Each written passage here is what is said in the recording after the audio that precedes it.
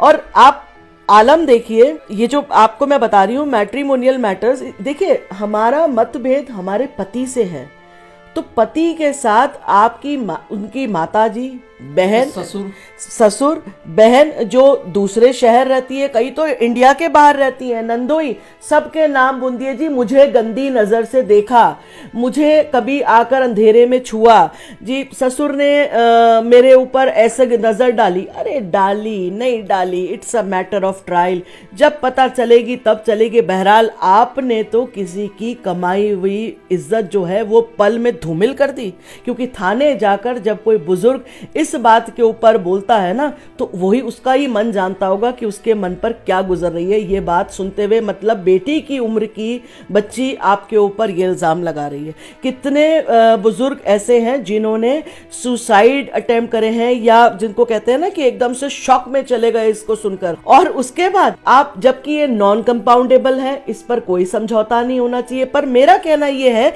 कि उसके बाद ऐसे आरोप, जघन्य आरोप लगाने के बाद आप जब पैसे लेते हैं तो ये आरोप खत्म कैसे हो जाते हैं। दिल्ली हाई कोर्ट के ऐसे जजमेंट हैं जहां लड़की ने 65 लाख रुपए लेकर के और ये केस वापस लिए, देवर के ऊपर और ससुर के ऊपर इल्जाम लगाए हुए थे इस तरीके के। आप मुझे बताएं फिर कैसे। देखिए, जो रियल विक्टिम होगा, चाहे वो किसी भी तरीके का विक्टिम हो, तो वो इंसाफ मांगेगा, ना कि वो पैसे मांगेगा, क्योंकि पैसे से आपके जख्म नहीं भरते हैं। अगर आपको सच में जख्म हुए तो आप इंसाफ की गुहार लगाएंगे, आप पैसे, ये तो एक्सटॉर्शन रैकेट है एक तरीके का जी, करो, लिखो और उसके बाद पैसे। लड़की बड़े आराम से थाने में बैठकर कहती है जी मैं तो रहना चाहती हूँ। अरे जी भाई, आपने तो कहा ये परिवार घटिया है, ये लड़का बहुत घटिया है, ये तो मुझे मानसिक त्रास देते थे, ये सास ऐसी है जी, ससुर ऐसे हैं, देवर ऐसा है, जेठ ऐसा है। उसके बाद आप कैसे कह देती है कि मैं इसमें रहना चाहती हूँ। मैं इनसे पूछूं कि आप रहना क्यों चाहती हैं, इतने घटिया परिवार में, इतने घटिया लड़के के साथ आप रहना क्यों चाहती हैं। ये तो क्रिमिनल है, क्योंकि क्रिमिनल तो आप ही ने बनाया इनको, किसी और ने तो नहीं। अच्छा जी, नहीं रखना तो फिर मुझे 50 लाख रुपए दे दो। अरे 50 लाख रुपए मतलब कितने जीरो आते हैं। कभी कमाओ 50 लाख रुपए की पूंजी, तब समझ में आए कि 50 लाख किसको कहते हैं, मतलब इसको क्या कहेंगे। ये मतलब मैं ये शब्द इस्तेमाल करते हुए बड़ी शर्म आ रही है खुद एक महिला होते हुए, कि आप अपनी किस चीज की कीमत लगा रहे हैं। It is very shameful act of a women, and being a women I do not endorse these things. अगर आपके साथ कुछ हुआ है, मैं फिर कहूंगी, हुआ है तो उसके लिए न्याय मांगिए, ना कि उसको पैसे से तोलिए।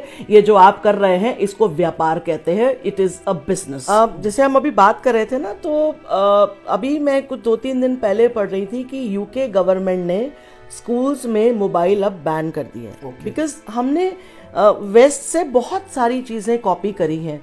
पर हमारे यहाँ कॉपी तो हर चीज होती है, पर फिर उसका एग्जीक्यूशन वैसे नहीं होता। इंटरनेट आपको बहुत अच्छी चीजें भी सिखाता है, सिर्फ आपको यही नहीं सिखाता आज घर बैठ के आप इतने काम करें, आपको वो भी सिखाता है। पर हमने सीखा कि वेस्ट में क्या चल रहा है, सब कुछ वही अडॉप्ट कर लिया, so which is not correct. Indian system, Indian society emotions पे चलती है, कल्चर पे चलती है, तो कहीं मुझे लग रहा है कि हम उससे बहुत दूर जाते जा रहे हैं अपनी संस्कृति से।